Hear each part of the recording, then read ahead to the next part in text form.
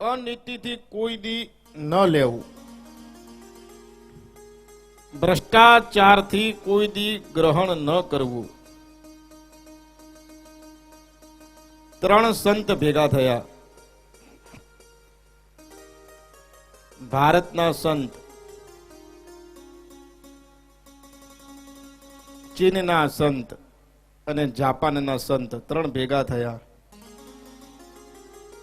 ભેગા મળીને તપશ્ચર્યા કરી. ભગવાન પ્રસન્ન થયા.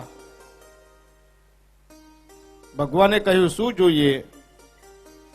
ચીનના સંતે કહ્યું અમારે ભગવાન કાંઈ ના જોઈએ, બસ મારો દેશ ભ્રષ્ટાચારમાંથી ક્યારે મુક્ત થશે?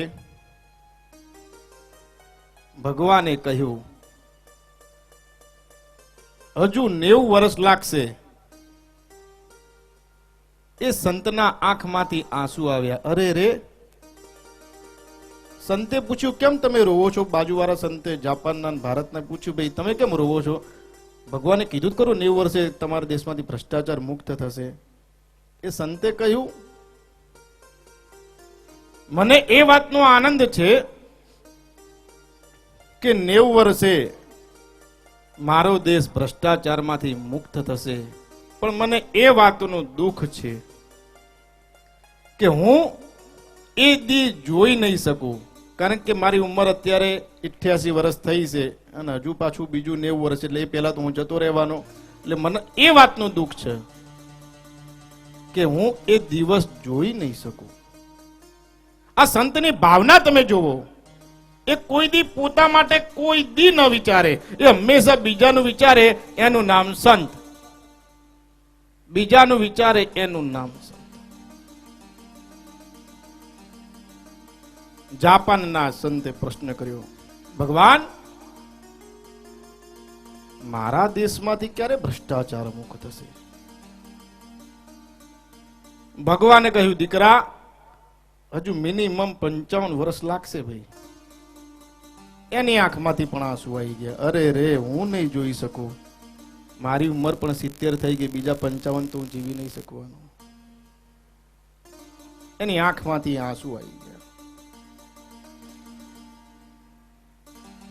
ભારતના સંતે પ્રશ્ન પૂછ્યો ભગવાન મારા દેશમાંથી ક્યારે ભ્રષ્ટાચાર મુક્ત થશે?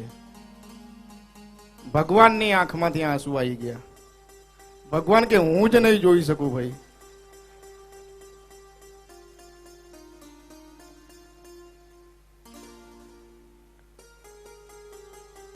અસારે ખલુ સંસારે સ્વયં મહેશ. સાક્ષાત જે મહાદેવ છે. શિવે ભક્તિ, શિવે ભક્તિ, શિવે ભક્તિ ભવે ભવે. મહાદેવને એક જ પ્રાર્થના કરું કે શિવે ભક્તિ, શિવે ભક્તિ, શિવે ભક્તિ ભવે ભવે, ભવે ભક્તિ, ભવે ભક્તિ, ભવે ભક્તિ સદા શિવે. બસ આ ભવમાં તારી ભક્તિ થાય ને શિવમય થાય. ए मेरी बिगड़ी बनाने वाला कोई नहीं,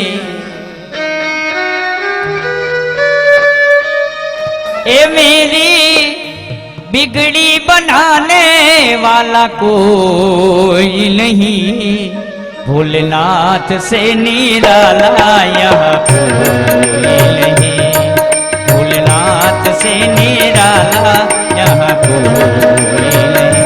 ये मेरी बिगड़ी बनाने वाला कोई नहीं, मेरी बिगड़ी बनाने वाला कोई नहीं, भोलेनाथ से निराला यहाँ कोई नहीं, भोलेनाथ से निराला यहाँ कोई नहीं.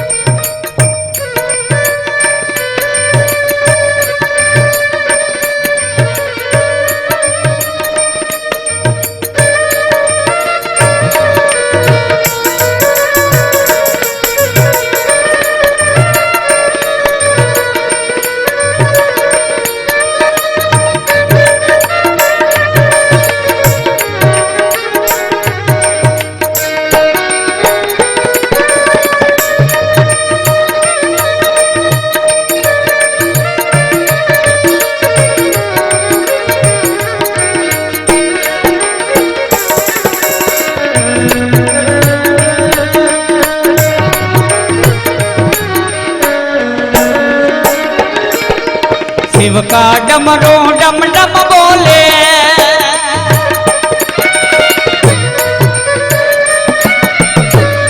ડમ ડમ ડમા ડમ ડમારું બોલે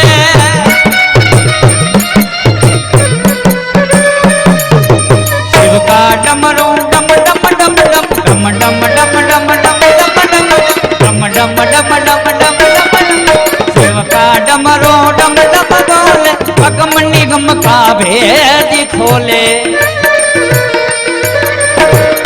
ये मेरी नैया तिराने वाला कोई नहीं मेरी नैया तिराने वाला कोई नहीं भोलेनाथ से निराला यहाँ कोई नहीं भोलेनाथ से निराला यहाँ कोई नहीं ये मेरी बिगड़ी बनाने वाला कोई नहीं मेरी बिगड़ी बनाने वाला कोई नहीं भोलेनाथ से निराला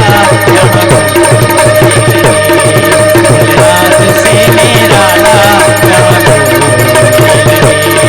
भोलेनाथ से निराला भोलेनाथ से निराला यहाँ कोई नहीं। शिवे भक्ति शिवे भक्ति शिवे भक्ति भवे भवे भवे भक्ति भवे भक्ति भवे भक्ति सदा शिवे દાનનો મહિમા જોયો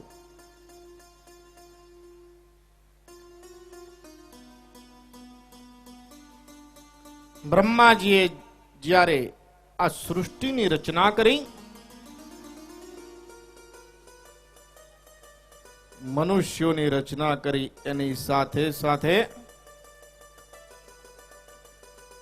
યજ્ઞની પણ રચના કરી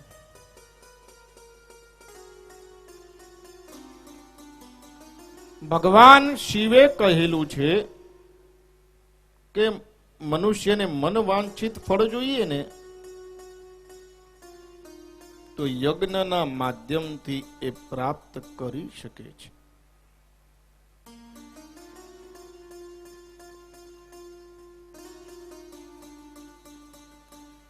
યજ્ઞ એટલે શું યજ્ઞ કોને કહેવાય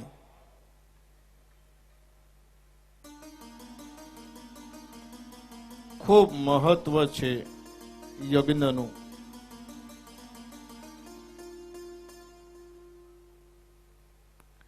ઇજ્યન્તે શંપૂજિતાઃ તૃપ્તિ માશાદ્યન્તે દેવા અત્રેતિ યજ્ઞઃ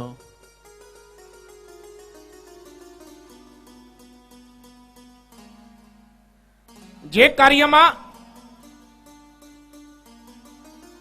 દેવગણને પૂજા થકી તૃપ્ત કરી શકાય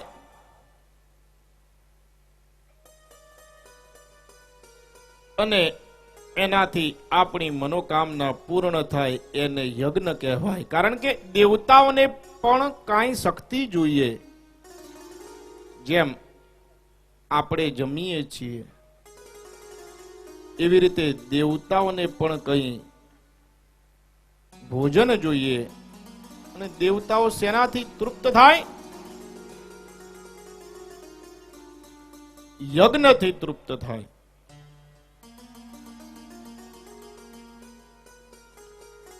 આ સૃષ્ટિમાં જેટલા પણ તમે જીવ દેખો એ જીવની ઉત્પત્તિ અન્નમાંથી થાય તમે જેટલા પણ જીવ જોવો એ દરેક જીવનું ઉત્પત્તિ સ્થાન અન્ન છે એ અન્ન વરસાદ દ્વારા થાય છે વરસાદ યજ્ઞ દ્વારા થાય છે. કૃત્રિમ વરસાદ હજુ સાયન્સ એમાં પણ પાછું પડે છે. જ્યારે આપણી આ એક અલૌકિક શક્તિ એક યજ્ઞના માધ્યમથી વરસાદ થઈ શકે.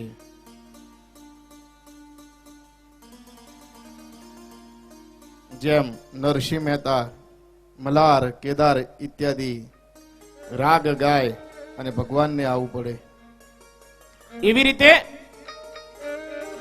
પર્જન્ય યજ્ઞથી વરસાદ થાય.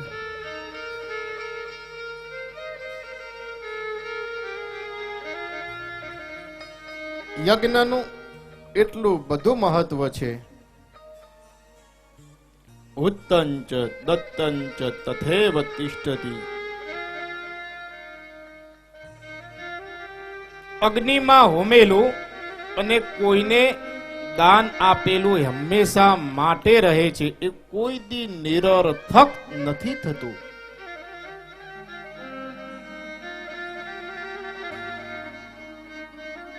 યજ્ઞનું બીજું પ્રમાણ આપ્યું, યજ્ઞ દાનાદિકમ કર્મ ભુક્તિ મુક્તિ પ્રદમ નૃણમ. યજ્ઞથી મનુષ્ય ભૌતિક સુખ પ્રાપ્ત કરી શકે છે અને મુક્તિ પણ પ્રાપ્ત કરી શકે છે. અગ્નિ પુરાણમાં 381/48 નંબરનો આ શ્લોક છે કે યજ્ઞ દાનાદિકમ કર્મ ભુક્તિ મુક્તિ પ્રદમ નૃણમ.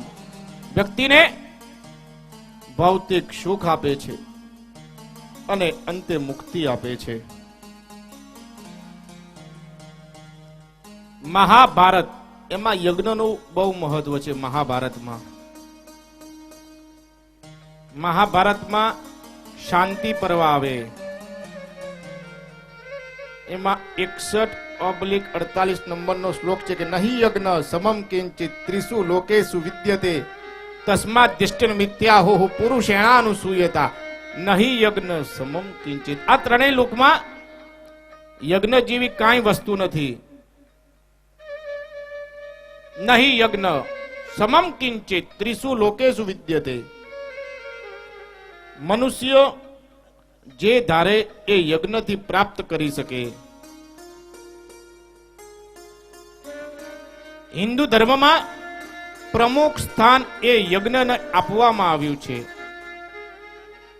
મનોકામના એની પૂર્તિ માટે અને કોઈ ખરાબ ઘટના દૂર થાય એની માટે યજ્ઞની પરંપરા આપણને જોવા મળે છે. રામાયણ મહાભારત અનેક રાજાઓનું વર્ણન છે કે જેમને યજ્ઞનો સહારો લીધો છે.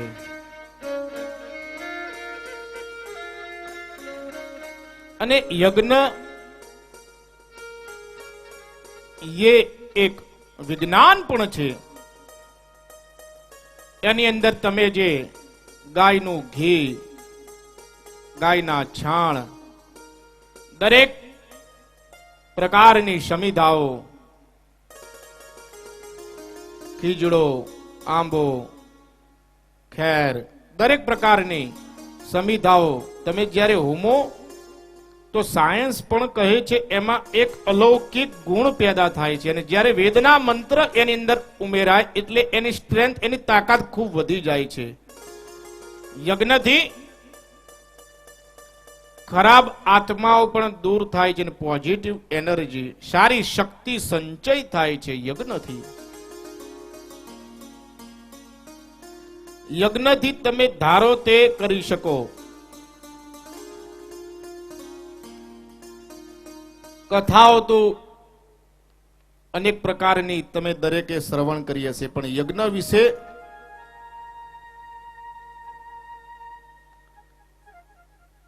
યજ્ઞનું રિઝલ્ટ શું છે? પુત્ર કામેષ્ટિ યજ્ઞ. પુત્ર પ્રાપ્તિ માટે આ યજ્ઞ કરવામાં આવે જેનું નામ છે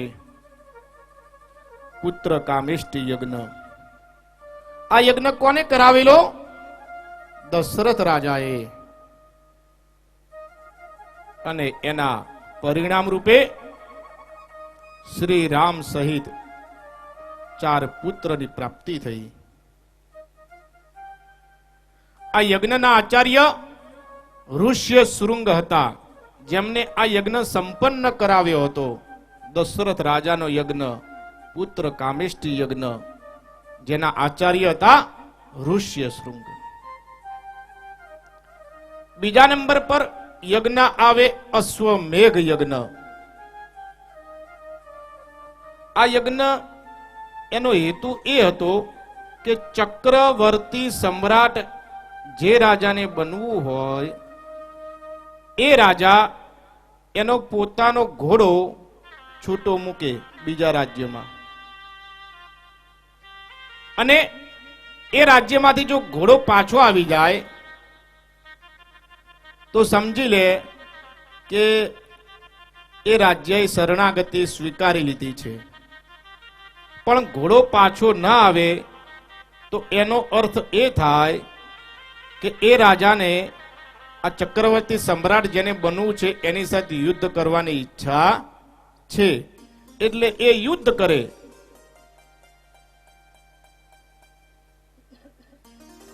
એને કહેવામાં આવે અશ્વમેઘ યજ્ઞ. જે પણ ઈચ્છા હોય કે મારે રાજા બનવું છે એને અશ્વમેઘ યજ્ઞ કરવો ખૂબ જરૂરી છે. એનાથી સફળતા સારા સારા સમ્રાટને મળી છે. ત્રીજા નંબર પર રાજસૂય યજ્ઞ, જે કીર્તિ માટે આવે અને પોતાની રાજ્ય સીમા વધારવા માટે આ યજ્ઞ થાય. રાજસૂય યજ્ઞ એની માટે એવું હોય કે જેને કીર્તિ વધારવી હોય એ પોતાના અનુયાયીઓને બીજા રાજ્યોમાં મોકલે, એનો કર ઉઘરાવવા માટે, ધન લેવા માટે. જો ધન આપી દે તો એની શરણાગતિ, ધન ના આપે તો એની સાથે યુદ્ધ થાય, જીતે તો એને કર આપવો પડે. ત્રીજા નંબર પર વિશ્વજીત યજ્ઞ. વિશ્વજીત યજ્ઞ વિશ્વને જીતવાના હેતુથી આ યજ્ઞ થાય. ભગવાન શ્રી રામચંદ્રના પૂર્વજ મહારાજ રઘુએ આ યજ્ઞ કરાવેલો. અત્યાર સુધી એક જ યજ્ઞ થયેલો એ રહ્યો, વિશ્વજીત. ભગવાન શ્રી રામના પૂર્વજ મહારાજ રઘુએ આ યજ્ઞ કરેલો. આગળ વધતા સોમ યજ્ઞ, જે અત્યારના આધુનિક યુગમાં વધારે થાય, કલ્યાણ માટે. પર્જન્ય યજ્ઞ, વરસાદ માટે. મેં મારા જીવનમાં 2 કે 3 પર્જન્ય યજ્ઞ કરેલા, અને મહાદેવની કૃપાથી રાજભા 3 સફળ. એ દિવસે વરસાદ આવ્યો. મહા ઇન્દ્રજ ઓજસા પર્જન્ય વૃષ્ટિમાં ઇવ સોમૈર વત્સસ્ય વાવ્રતે સ્વાહા. પર્જન્ય પર્જન્ય યજ્ઞ એની રચના બ્રહ્માજીએ કરેલી. ધન પ્રાપ્તિ માટે, કોઈ પણ જાતના રોગ થયા હોય તો એ રોગના નિદાન માટે ત્રંબકમ જજામહે સુગંધિમ પુષ્ટિવર્ધનમ ઉર્વારુકમિય બંધનાન મૃત્યુર્મક્ષીયમામ્રદાત. આ મંત્રથી સંપુટિત ચંડીપાઠનું હોમ તંત્ર કરો તો કેન્સર જેવા આઠીલા દર્દો હોય તોય મટી જાય, એવું શાસ્ત્રમાં વર્ણન છે. ભગવાન શ્રી રામને ઈચ્છા હતી કે રાજસૂય યજ્ઞ હું કરાવું. લક્ષ્મણજીએ કહ્યું કે પૂજ્ય ભાઈ, આ રાજસૂય યજ્ઞ કરતા અશ્વમ યજ્ઞનું ઘણું બધું ફળ છે, એનું મહિમા, એનું મહત્વ છે. લક્ષ્મણના કહેવાથી ભગવાન શ્રી રામે અશ્વમેઘ યજ્ઞ કરેલો. ધર્મરાજ યુધિષ્ઠિર એમને રાજસ્વીપી યજ્ઞ કરેલો અને અશ્વમેઘ પણ યજ્ઞ કરેલો.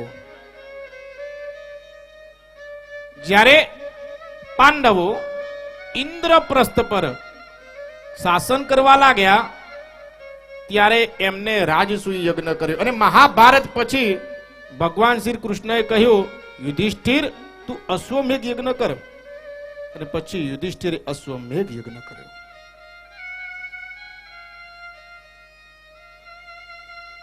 રાજા શ્વેતકી મહાભારતના અનુસાર રાજા શ્વેતકીએ ખૂબ યજ્ઞ કર્યા. એ એટલા બધા યજ્ઞ કરાવતો કે બ્રાહ્મણો થાકી જાય. એટલા બધા ખૂબ યજ્ઞ કરાવે. એકવાર એ શ્વેતકી રાજાએ દુર્વાસા ઋષિ દ્વારા એક 12 વર્ષનો યજ્ઞ કરાવેલો અને એક 100 વર્ષનો યજ્ઞ કરાવેલો. એના ફલ સ્વરૂપે એ શ્વેતકી રાજાને સ્વર્ગ પ્રાપ્ત થયું એવું શાસ્ત્રમાં, મહાભારત ઇત્યાદિમાં વર્ણન છે. રાજા જન્મજય અર્જુનનો પૌત્ર થાય. આ જન્મજય સર્પ યજ્ઞ કરાવેલો. જ્યારે જન્મજયને ખ્યાલ આવ્યો કે મારા પિતા પરીક્ષિત એમનું મૃત્યુ તક્ષક નાગના કરડવાથી થયું, એટલે જન્મજય વિચાર્યું અને સર્પ યજ્ઞ કર્યો. અને આ યજ્ઞમાં ઘણા બધા નાગ એ બળીને ભસ્મ થઈ ગયા. આસ્તિક મુનિએ કહ્યું, જન્મજય આ યજ્ઞ તું સંપન્ન ના કરીશ, નહીં તો સંપૂર્ણ આ સર્પ કુળનો, નાગ કુળનો નાશ થશે. આસ્તિક મુનિના આશીર્વાદથી જન્મજય આ યજ્ઞ પૂર્ણ ન કર્યો. રાજા યયાતિ મહાભારતમાં આનું બી ખૂબ વર્ણન છે. એમને 100 રાજસૂય યજ્ઞ કર્યા, 100 અશ્વમેઘ યજ્ઞ કર્યા, 1000 પુંડરીકાક્ષ યજ્ઞ કર્યા, 100 વાજપેયી યજ્ઞ કર્યા, 100 અતિરાત્ર યજ્ઞ કર્યા, ચાતુર્માસ્ય અગ્નિષ્ટોમ ઘણા બધા યજ્ઞ કર્યા. રાજા સુહોત્ર એને પણ ખૂબ યજ્ઞ કરાવ્યા. 1000 અશ્વમેઘ રાજા સુહોત્રએ કરાવ્યા. અનેક ક્ષત્રિય એના યજ્ઞ કાર્ય સંપન્ન કર્યા. તમે જ્યારે અગ્નિમાં જે બી કાંઈ હોમો એ શ્રેષ્ઠ હોવું ખૂબ જરૂરી છે. કારણ કે સાક્ષાત પરમાત્મા ગ્રહણ કરે છે. ઈશ્વરનું મુખ છે આહુતિ. આટલા બધા યજ્ઞ કરાવ્યા જેનું વર્ણન આપણે જોયું.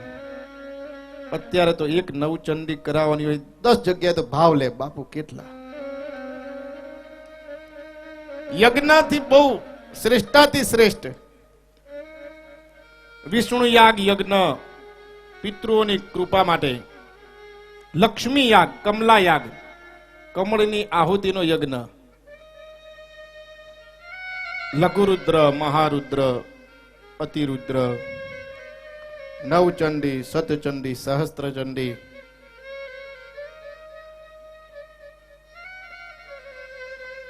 ભગવાન શિવે કહ્યું મનુષ્ય આ દરેક યજ્ઞનો સહારો લઈ શકે, જેનાથી દરેક પ્રકારના દુઃખ દૂર થાય છે. સડદોષાહા પુરુષેણ હાતવ્યા ભૂતિ મિચ્છતા નિંદ્રા તંદ્રા ભયમ ક્રોધાત આલસમ દીર્ઘસૂત્રતા. મનુષ્યએ 6 વસ્તુનો ત્યાગ કરવો જોઈએ. જે વ્યક્તિ પોતાની પ્રગતિ ઈચ્છે એને 6 વસ્તુનો ત્યાગ કરવો જોઈએ, 6 દુર્ગુણોનો નાશ કરવો જોઈએ. સૌ પ્રથમ તો નિંદ્રા, બીજા નંબર પર તંદ્રા, ત્રીજા નંબર પર ભય, ચોથા નંબર પર ક્રોધ, પાંચમા નંબર પર આળસ અને છઠ્ઠા નંબર પર દીર્ઘ સૂત્રતા. કોઈ દી દીર્ઘ સૂત્રતાનો અર્થ શું થાય?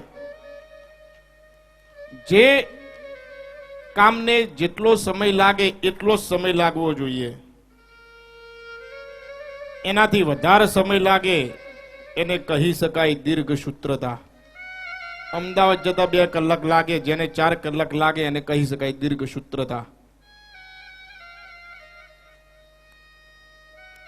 કહ્યું આગળ કે ક્રોધ, ક્રોધ કોઈ દી ન કરવો જોઈએ. જે વ્યક્તિ પ્રગતિ ઈચ્છતો હોય એને ક્રોધ ન કરવો જોઈએ. ક્રોધનું આખું ખાનદાન છે,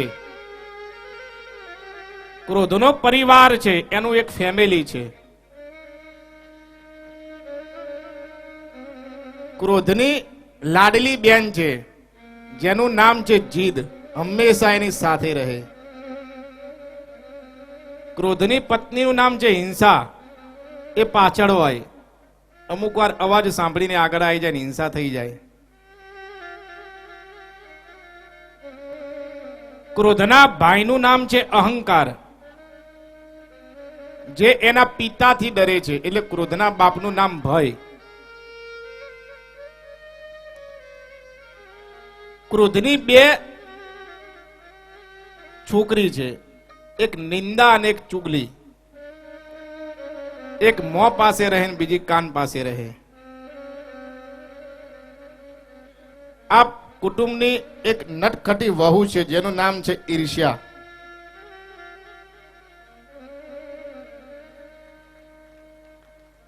તાલીઓ પાડ, મન લાગે બપોરમાં ઊંઘી તો નહીં ગયા બધા.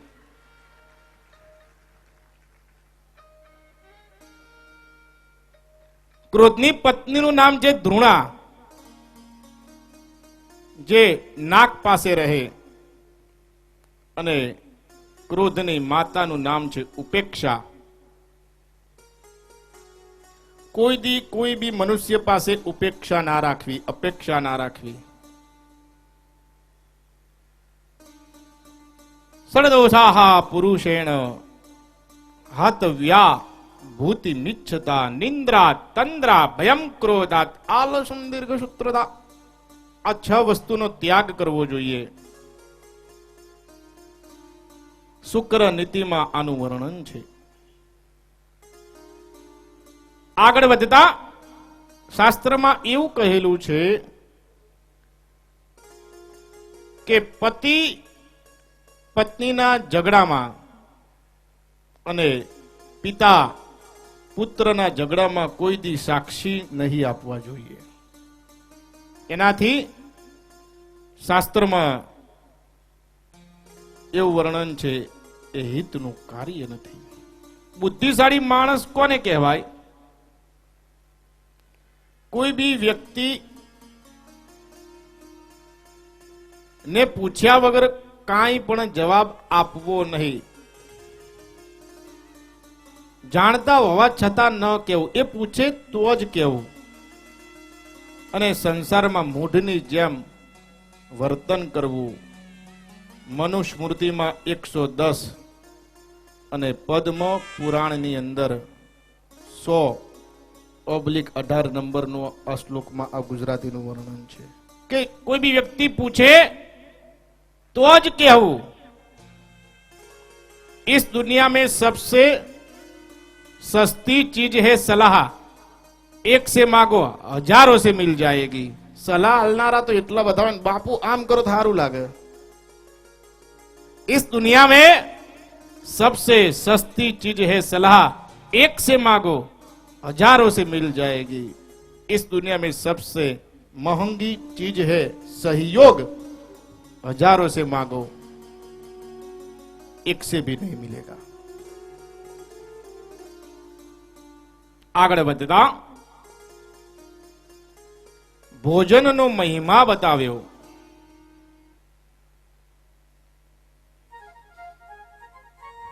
જે મનુષ્ય આયુષ્ય ઈચ્છે કે મારે સારું આરોગ્ય જોઈએ છે, એને હંમેશા પૂર્વ દિશામાં મુખ રાખીને જમવાનું. જે બી મનુષ્ય સારું આરોગ્ય અને સારું આયુષ્ય ઈચ્છે એને પૂર્વ દિશામાં મુખ રાખીને જમવાનું. જે વ્યક્તિ માત્ર ધન જ ઈચ્છે કે મારે પૈસા જ જોઈએ, દત્તા જ જોઈએ, એને ઉત્તર દિશામાં મુખ રાખીને જમવાનું. પૈસા આવે આવે ને આવે. 6 મહિના પછી ફોન ના કરતા બાપુ મહિનો થયો આયા નહીં. આ બધી વસ્તુ મિનિમમ 6 મહિના કરવી.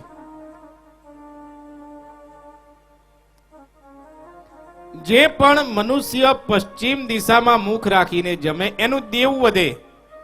તમે માર્કિંગ કરજો. જે બી પશ્ચિમ દિશામાં મુખ રાખીને જમતો હોય એનું દેવું હોય અને હોય જ ફિક્સ. અને દક્ષિણ દિશામાં જે મુખ રાખીને જમે એની હાનિ થાય. કઈ ના કઈ 6 મહિનામાં એક પ્રોબ્લેમ પત્યો ને બીજો આવી જાય, બીજો ના પત્યો ત્રીજો આવી જાય, આવે જ. ભીના પગે જમવાથી ધનની પ્રાપ્તિ થાય, પણ ભીના પગે સૂવું ના જોઈએ. ભીના પગે જમવાથી ધનની પ્રાપ્તિ થાય, આરોગ્ય બી શ્રેષ્ઠ રહે. પણ ભીના પગે કોઈ દી સુવાય નહીં, એનાથી હાનિ થાય ને થાય જ. આ બધા જીવન જીવવાની કળા એક શિવકથા. આટલી વસ્તુ તમે અમલ કરજો, તમને 80% તો રાહત થઈ જ જશે. કઈ ગ્રહ તમને નહીં નડે. આટલી વસ્તુ તમે કરો એનું શ્રેષ્ઠ ફળ મળે. ભીના પગે જમવાથી લાંબા આયુષ્યની પણ પ્રાપ્તિ થાય છે. પ્રાણ મુકન્નાની ભુક્જિત શાસ્ત્રીજી મનુસ્મૃતિમાં કહેલું છે અને વશિષ્ઠ સ્મૃતિમાં પણ કહેલું છે 12/15. આ બધા પ્રમાણ દસ્તાવેજ સહિત બોલવું પડે. જે બી વ્યક્તિ શાસ્ત્રમાં વર્ણન છે કે પૂર્વ દિશામાં મુખ રાખીને તમે જમો અતિ ઉત્તમ. તો જમીન પર બેસીને જમે એની પાચન શક્તિ શ્રેષ્ઠ રહે એવું સાયન્સ કહે છે. વિજ્ઞાનની દ્રષ્ટિએ એનું પેટ કોઈ દી વધે નહીં, પાચન શક્તિ શ્રેષ્ઠ રહે. અને જે બી ભક્ત જમીન પર બેસીને જમે એનું મગજ રાજભા શાંત રહે. અત્યારે ઘરમાં એસી, ગાડીમાં એસી, ઓફિસમાં એસી, પણ મગજ હીટર જેવું હોય થાય. અને અંત્યનો મિષ્ટાંતિ થાય. તો જ્યારે તમે તીખું ખાઓ તો પાચન તત્વ જે હોય એ સક્રિય થાય છે. અને અંતે તમે મીઠું ખાઓ એટલે મિષ્ટાન, તો બળતરા કોઈ બી ના થાય, એસિડિટી આ બધું કોઈ દી ન થાય. જમ્યા પછી પાણી પીવાનું નહીં 15 મિનિટ સુધી, અને 1000 ડગલા તમે ચાલો. આ જીવન કોઈ દી તમને કોઈ રોગ નહીં થાય.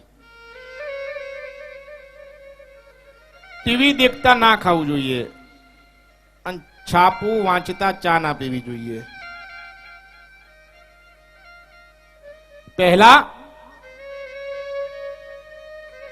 पहले रसोई घर को चौका कहा जाता था.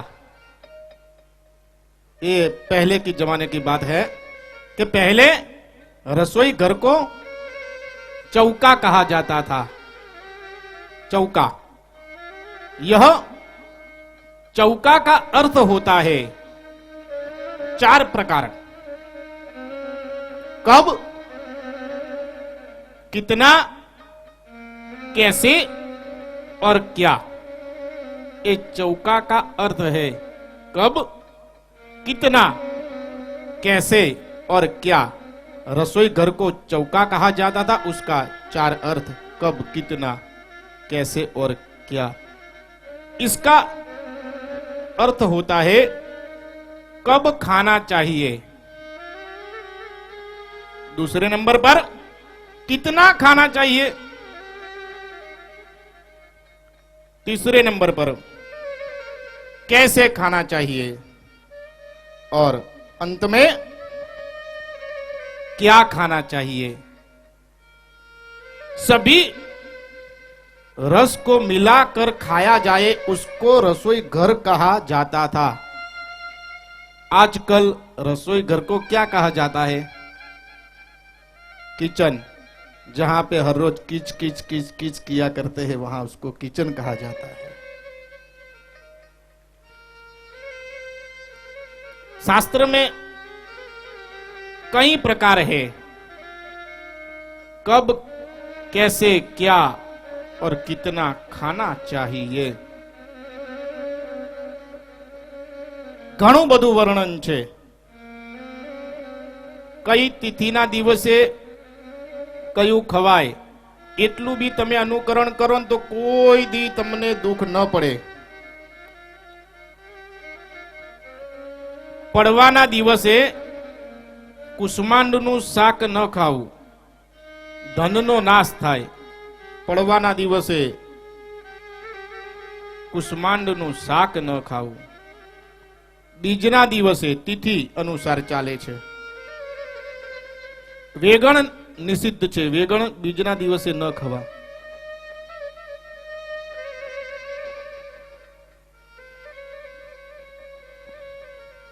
ત્રીજના દિવસે પરવળ ન ખાવા જોઈએ, એનાથી શત્રુ વૃદ્ધિ થાય। ત્રીજના દિવસે પરવળ ન ખવાય। ચોથના દિવસે મૂળા ના ખવાય। જે બી ચોથના દાડે મૂળા ખાય એનો ધનનો નાશ થાય। 8 વાગ્યાની અસર વિશેષ પડે। પાંચમના દિવસે બીલું એક કલંક લગાડે। છઠના દિવસે લીમડાનું દાંતણ ન કરાય, નીચ યોની પ્રાપ્ત થાય। સાતમના દિવસે તાળનું ફળ જે રોગની વૃદ્ધિ કરે છે, શરીરનો નાશ કરે છે। આઠમના દિવસે નારિયેળ ન ખાવું, બુદ્ધિનો નાશ થાય। નોમના દિવસે દૂધી ન ખવાય।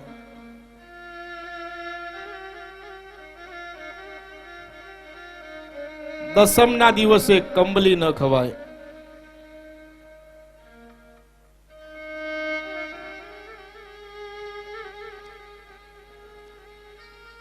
અગિયારસના દિવસે વાલોર। અગિયારસના દિવસે જે બી વાલોર ખાય એ છોકરા કોઈ દર એ લોકોનું માને નહીં, ખરું।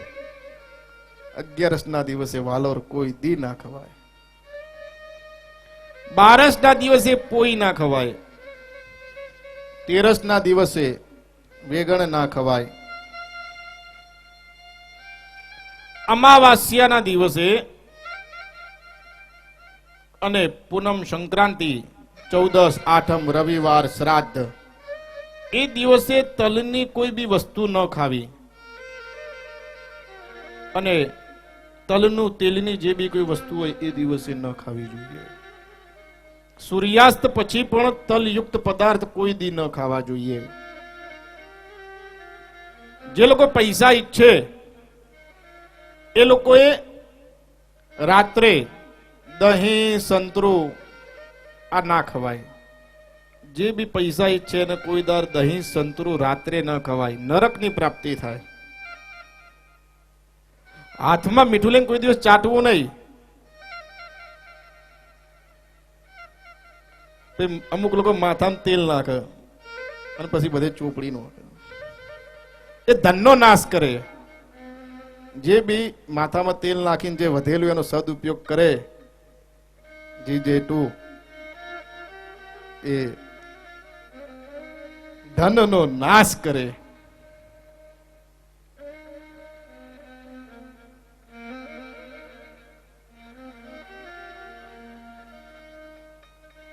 ઊંઘવાના પણ નિયમ બતાયા. કેટલું બધું શિવ પુરાણમાં બતાવેલું છે, બોલો.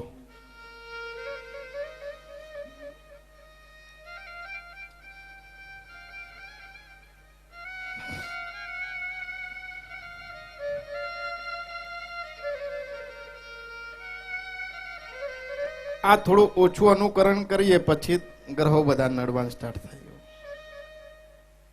મહારાજ શું નડે છે?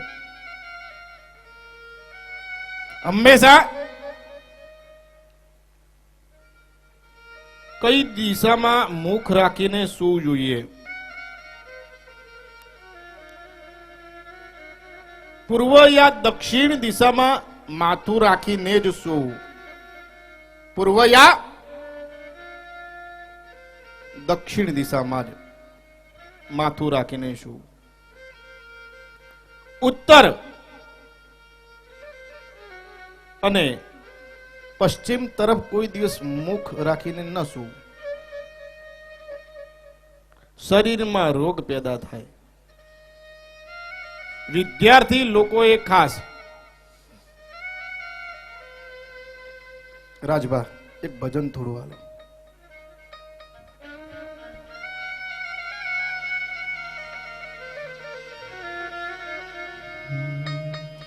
ओ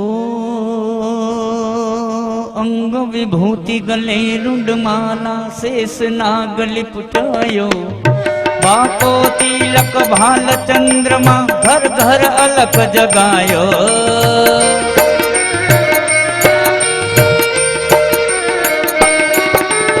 अंग विभूति गले रुंडमाला शेष नागली पुटायो आको तिलक भाल चंद्रमा घर घर अलग जगायो अजब है तेरी माया नगर में धोबी आया सबसे बड़ो है तेरो नाम भोलेनाथ भोलेनाथ भोलेनाथ भोलेनाथ भोलेनाथ हर हर महादेव।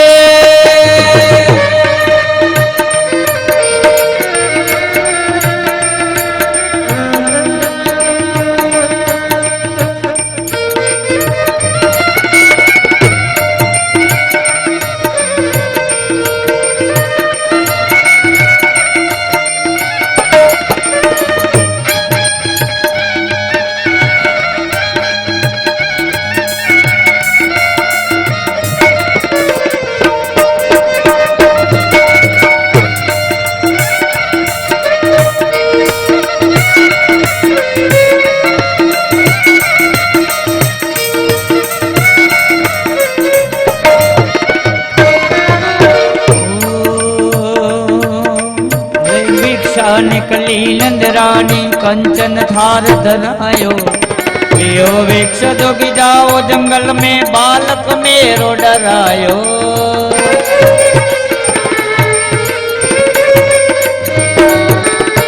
भिक्षा निकली नंदरानी कंचन थार धरायो लियो वीक्ष जोगी जाओ जंगल में बालक मेरो डरायो अजब है तेरी माया भेद कोई समझ न पाया नगर में धोबी आया हो सबसे बड़ो है तेरो नाम भोलेनाथ भोलेनाथ भोलेनाथ भोलेनाथ भोलेनाथ भोलेनाथ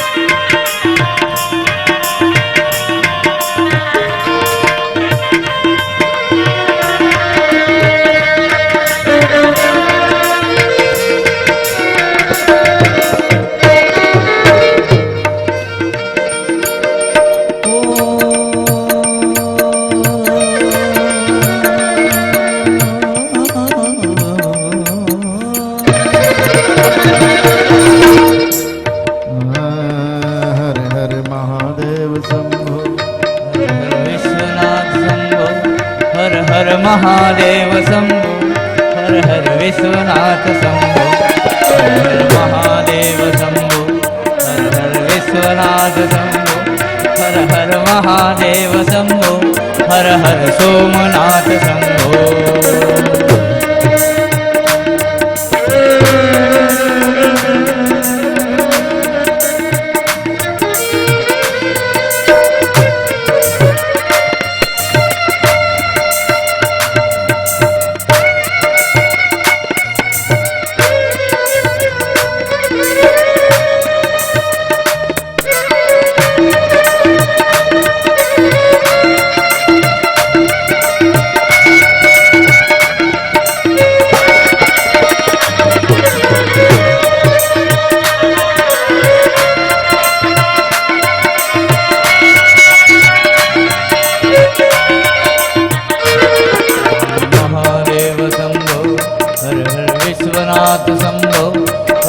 महादेव शंभो हर हर सोमनाथ शंभो हर हर महादेव शंभो हर हर विश्वनाथ शंभो हर हर महादेव शंभो हर हर सोमनाथ शंभो।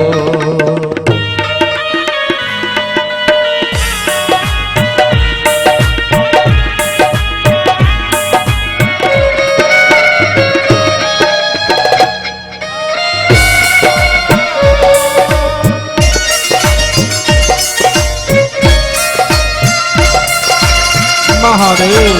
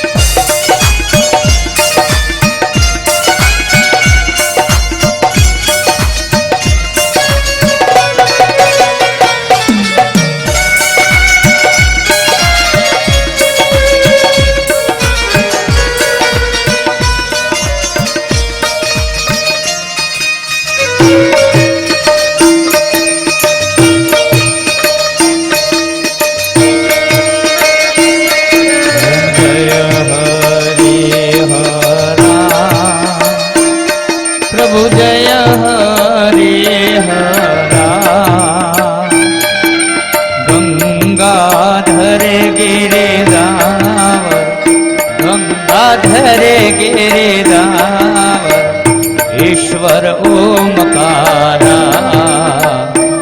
ओम हर हर हर महादेव।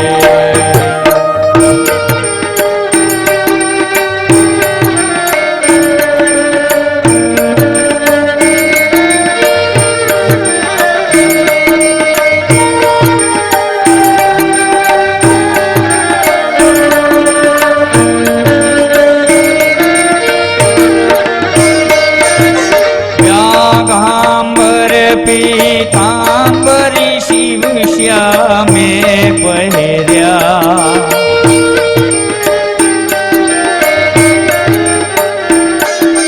कमल नयन केशवने कमल नयन केशवने शिव दिने त्रिनेला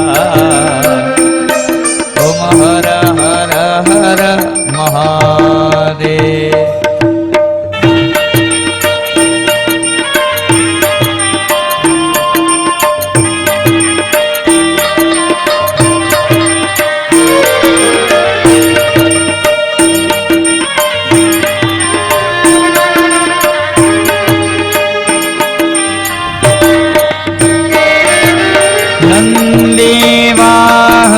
खगे वाहन शिव चक्र त्रिशूलधारी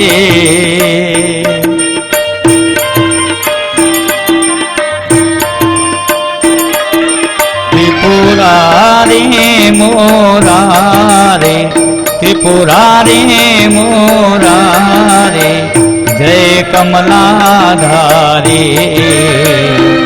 ओम हर हर हर महादेव।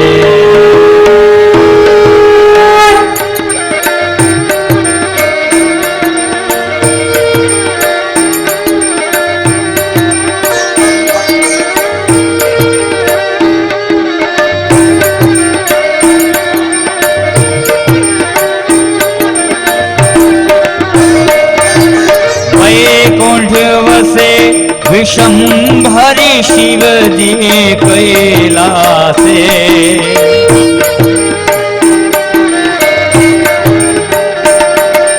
હર કાણા હરે ગોરા હર કાણા હરે ગોરા કે તેને ધ્યાને ઓમ હર હર હર મહાદેવ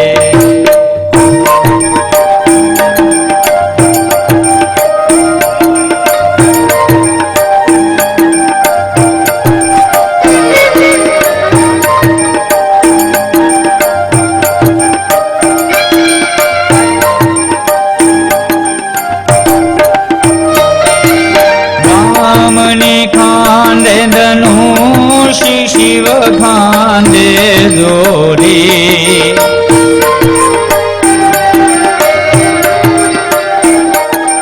રામ નિધિ સેવાનર રામ નિધિ સેવાનર શિવજીને ભૂતે ટોળી ઓમ હર હર હર મહાદેવ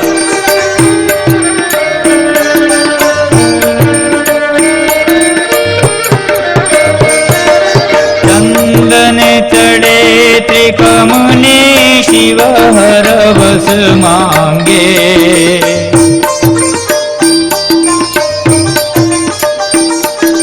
રામને હૃદયે રાખ્યા રામને હૃદયે રાખ્યા ભૂમિયા અર્ધાંગે ઓમ હર હર હર મહાદેવ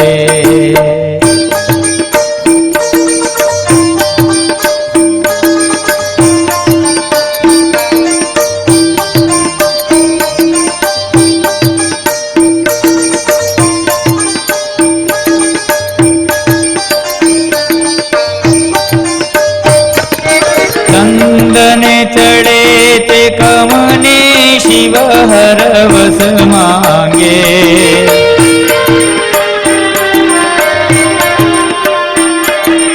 રામને હૃદયે રાખ્યા રામને હૃદયે રાખ્યા ભૂમિયા અર્ધાંગે ઓમ હર હર હર મહાદેવ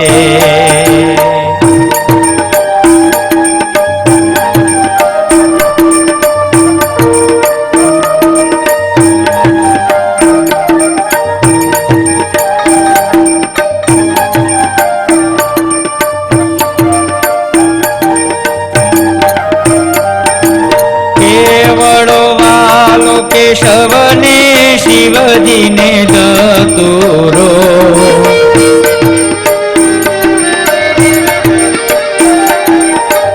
મને વાલા તુલસી મને વાલા તુલસી શિવજીને બિલી પત્રો ઓમ હર હર હર મહાદેવ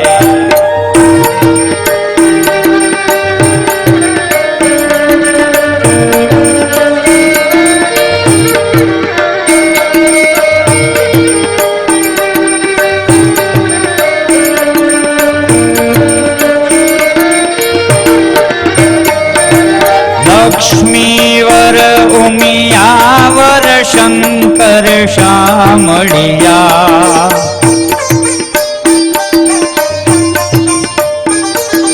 હરિહર નટવર સ્વામી હરિહર નટવર સ્વામી એકાંતે મળ્યા ઓમ હર હર હર મહાદેવ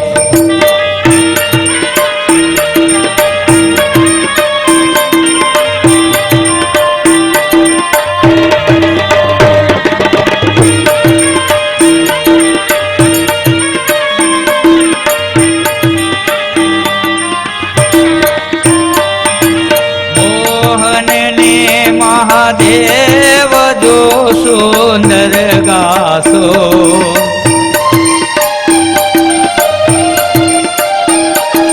હરિહર હરિહરના ગુણે ગાતા હરિચરણ દાસો ઓમ હર હર હર મહાદેવ.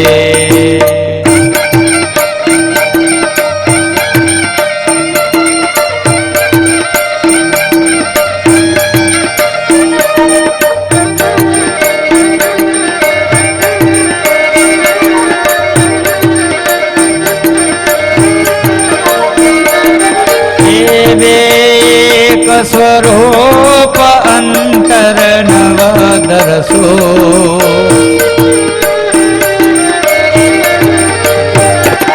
ઘોડા ભૂદર ને ભજતા ઘોડા ભૂદર ને ભજતા ભવસાગરે તરસો ઓમ હર હર હર મહાદેવ.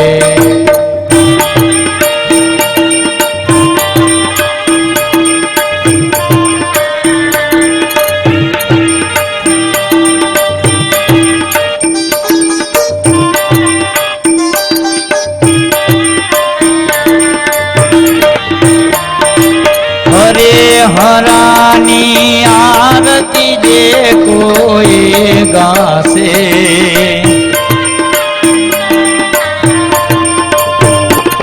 ભણે શિવાનંદ સ્વામી ભણે શિવાનંદ સ્વામી મનવાથી તે થાશે હર કૈલાસે જાશે ઓમ હર હર હર મહાદેવ.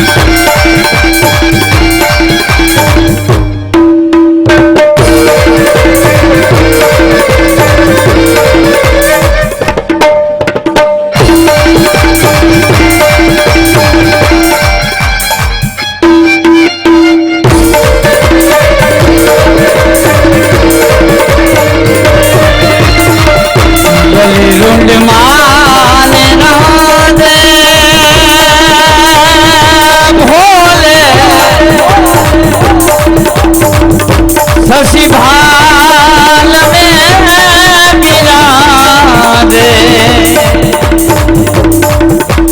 डमरू नीनाद बाजे डमरू नीनाद बाजे घर में त्रिशूल वाला पाती है गंगाधारा भोले तेरे जटा में शिव जी तेरे जटा में बहते है गंगाधारा बहती है गंगाधारा.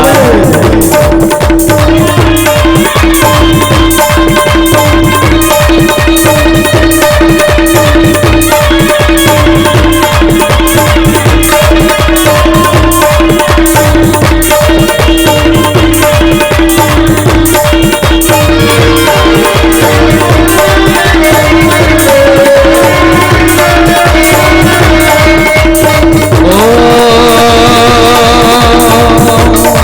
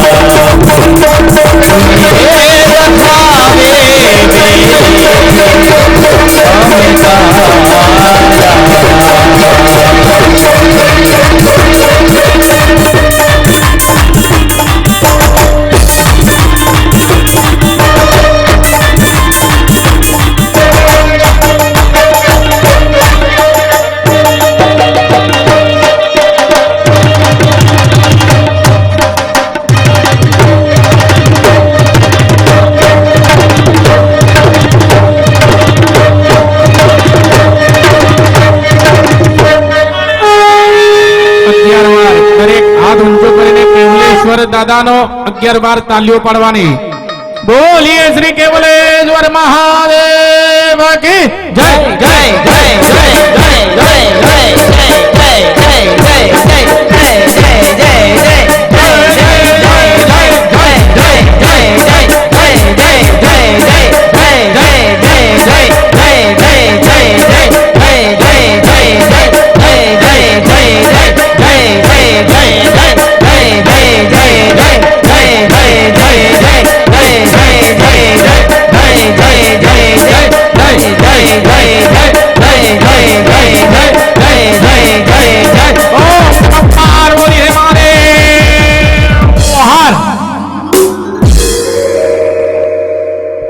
તમે ભગતોના દુઃખ હરનારા શુભ સૌનું સદા કરનારા હું તો મંદમતી તમારી પકડ ગતિ કષ્ટ કાપો દયા કરી દર્શન સેવા આપો